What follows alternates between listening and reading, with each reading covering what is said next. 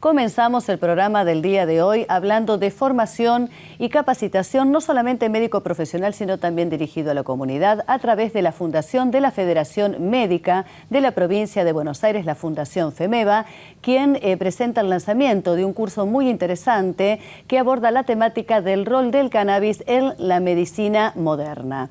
Para hablar de este tema me acompaña el director de este curso, el profesor doctor Marcelo Morante. Marcelo, muchísimas gracias por estar aquí con nosotros. Un gusto, Marcelo.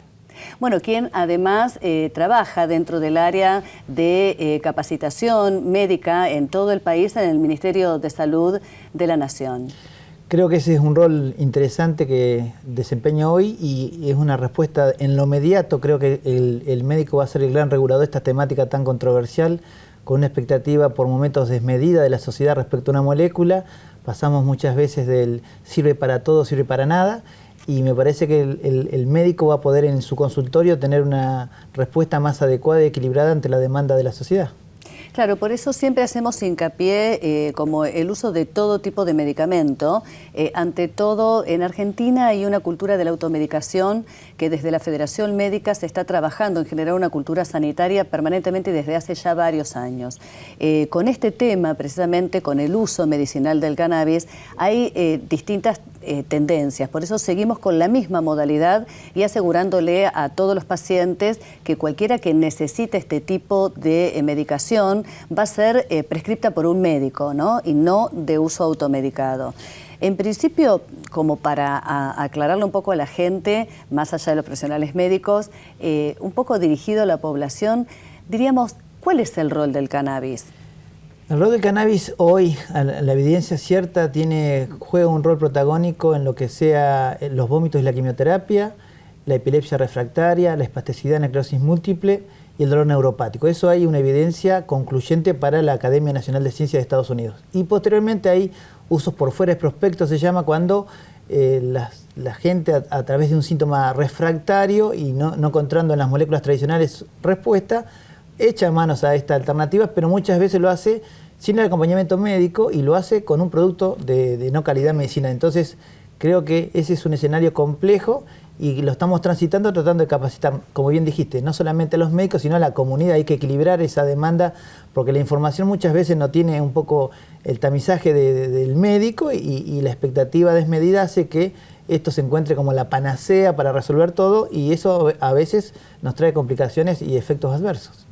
Claro, sí, realmente cuando no tiene un uso adecuado, como todo medicamento, ¿no? Los efectos adversos a veces, digamos, disminuyen los beneficios y traen otro tipo de complicaciones, ¿no? Cuando hablamos de dolores refractarios, ¿a qué nos referimos? Herramientas tradicionales, el dolor neuropático es un dolor crónico que muchas veces lo tienen enfermedades crónicas neurológicas degenerativas, como es la esclerosis múltiple, y realmente con nuestras herramientas tradicionales llegamos a un 30-40% de efectividad. O sea que queda un escenario donde esta herramienta alternativa o complementaria podría ayudarnos un poco a resolverle la estructura del sueño a esos pacientes, la estructura del humor, aparte de colaborar en el dolor. Me parece que con un debate lógico es una herramienta que nos va a aportar muchas cosas, pero lo que no hay que llegar es lo que la ciencia define como suicidar una molécula, cuando el uso inadecuado nos lleva después muchas veces a ser desplazada. Me parece que si hacemos un uso correcto de esta herramienta, tenemos una herramienta interesante para un gran problema de salud pública como es el dolor crónico. Claro, precisamente, ¿no? En todas las patologías que se padece un dolor crónico se está generando esta alternativa. En nuestro país, en muchos casos de venta libre y lo que estamos recomendando aquí que sea prescripta por un médico. ¿Por qué? Tendríamos que informar a la población cuáles son las características de este medicamento, ¿no? Que es el cannabis, en forma correcta. ¿Cuál sería el que tiene, digamos, la estructura correcta para ser consumido en determinadas patologías que sea indicada por un médico? Bien, el mundo definió, o la sociedad científica definió un cannabis de grado medicinal cuando tiene los componentes activos por miligramo por mililitro. O sea, el recipiente dice claramente la cantidad de miligramos por mililitro del compuesto activo, sea esto THC o CBD, y siempre hay un experto en la temática que acompaña. En este caso, muchas veces Argentina confunde que el experto en la temática es un médico canábico. No, el experto en la temática va a ser el epileptólogo, va a ser el neurólogo. Ese me parece que es un debate que cuando el médico no se compromete con la temática, da un espacio, y ese vacío se llena muchas veces por un supuesto médico experto en cannabis, que realmente eso no existe en el mundo como tal. O sea, hay herramientas como esta, es una herramienta interesante, pero siempre con el caudal de conocimiento que tiene que tener el epileptólogo, el neurólogo, el experto en dolor, el médico paliativista. Ese me parece que es el escenario, y por supuesto que tiene que tener estándares de calidad el aceite en discusión, porque si no, esto podría tener como contaminantes químicos, contaminantes biológicos que podrían no solamente no beneficiar, sino perjudicar a un paciente. Y en este caso, ya dirigido a los médicos, ¿cuál es el producto adecuado? ¿Cómo se identifica esto? Claramente un producto de grado medicinal tiene, ya te digo, en su recipiente menciona claramente la cantidad de componentes activos. Uno sabe que hoy Argentina recién está dando los primeros pasos para tener un producto nacional, lo está haciendo la provincia de Jujuy, y actualmente se tiene que importar ese producto. Entonces, vos mencionabas con respecto a la receta, hoy el programa contempla solamente la epilepsia refractaria, o sea, quedó este dolor crónico por fuera de la posibilidad de prescripción. Entonces, de alguna forma, esta dificultad en el acceso que tienen los programas, porque no hay una posibilidad de prescripción, facilita y favorece un mercado no controlado, que bueno, eso es un poco lo que donde tenemos que salir de esta temática rápidamente, y el programa debe tratar de expandirse hacia otras patologías a tratar. Sí, trabajar un poco más rápido, digamos, ¿no?, frente a tanta demanda. Y hablando del mal uso, ¿no?, ¿cuáles son los efectos adversos que puede llegar a tener, los efectos secundarios, en una patología en donde no es necesario la utilización de este medicamento? Bueno, una virtud que tiene esta molécula es baja toxicidad, pero uno tiene que tener claro en qué paciente. Entonces, el efecto más reportado es somnolencia, boca seca, ciertos mareos. Ahora, o algún trastorno cognitivo muy transitorio. Pero si eso le pasa a un adulto mayor, un paciente de 90 años, posiblemente posibilite una caída. Si estamos hablando de niños con cerebro en desarrollo, también podríamos tener algún efecto a largo plazo. Creo que, a diferencia de otras herramientas que me toca por lo pronto a mí manejar en el dolor, como pueden ser los opiáceos, es de muy baja, digamos, efecto adverso, potencial adictivo. Pero siempre, como cualquier herramienta, tiene su lado B. Y me parece que la pregunta que siempre uno se hace, o cuando hacemos la capacitación en la facultad, ellos me dicen, ¿cómo elegirías el aceite? Yo digo, yo no elegiría la herramienta, claramente. Lo que elijo es el paciente oportuno. Me parece que hay poblaciones vulnerables en las cuales uno tiene más cuidado, pero no solamente con el cannabis, con los antiinflamatorios, con los opiáceos, con la quimioterapia. O sea que si le queremos dar un uso medicinal, tiene que tener la mirada de la posibilidad del efecto adverso, el efecto a largo plazo, y puntualmente también ver los beneficios. La sociedad tenía una condena puntualmente con respecto al cannabis, y muchas veces el preconcepto nos hace pensar que no sirve para nada. No, tiene su lugar ganado en la farmacopea, es una molécula de la historia de la medicina que estamos recuperando, pero me parece que siempre requiere una buena utilización. Bueno, desde la Fundación FEMEVA se lanza este curso que me gustaría que informes a quién va dirigido, cuál es la modalidad, porque FEMEVA cuenta con una plataforma streaming, una plataforma online, como para que la gente sin moverse de su casa o de su consultorio pueda estar asistiendo a este curso y se puede inscribir. Tenemos las vías de comunicación en pantalla. Que nos cuentes acerca de este curso.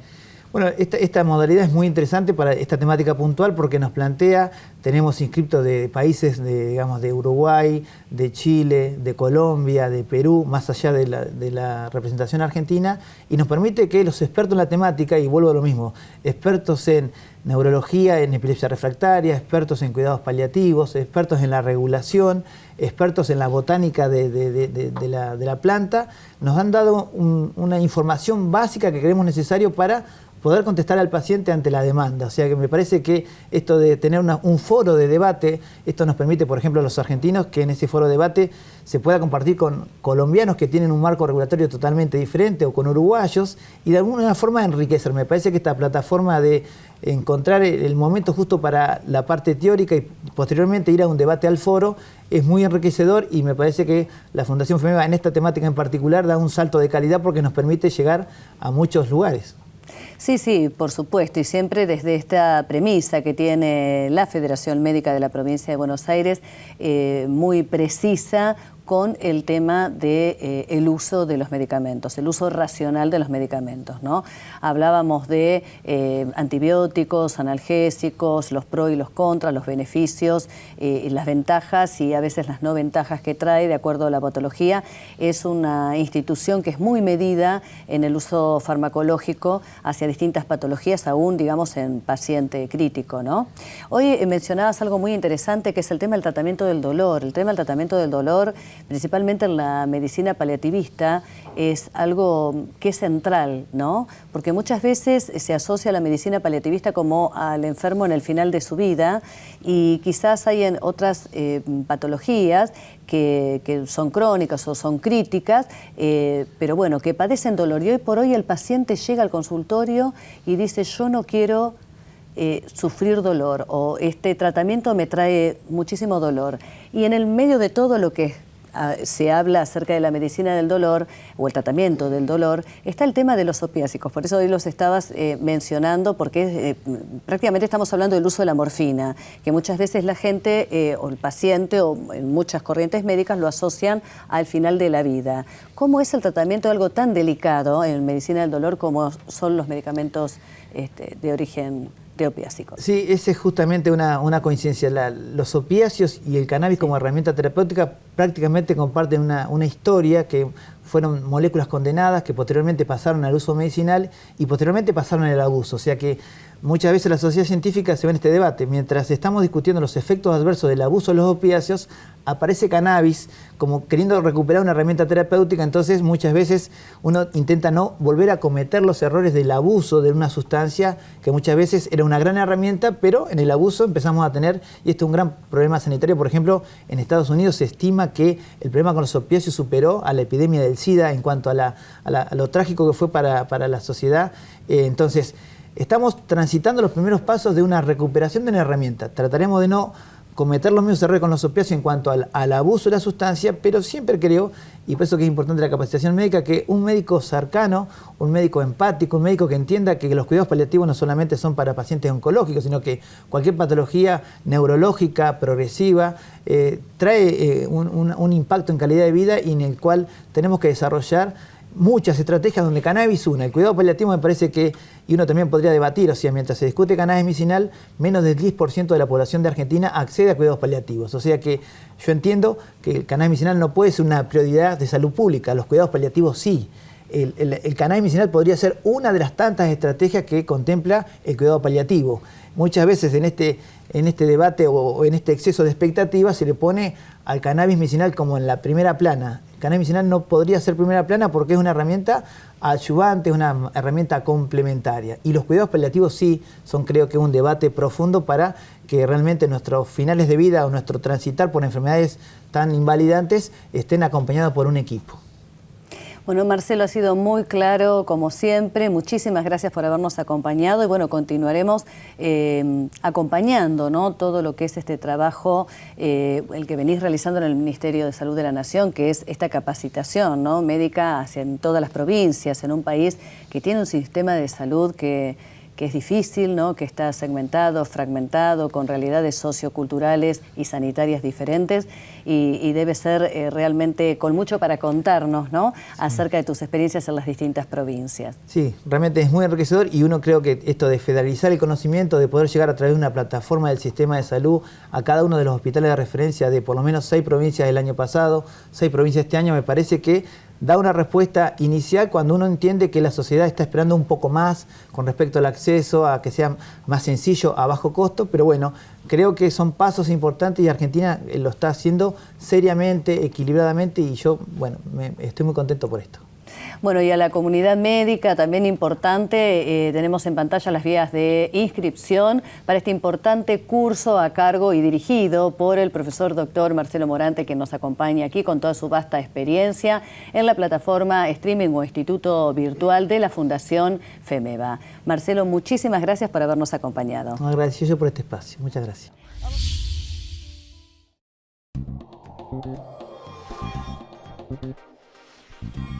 Thank you.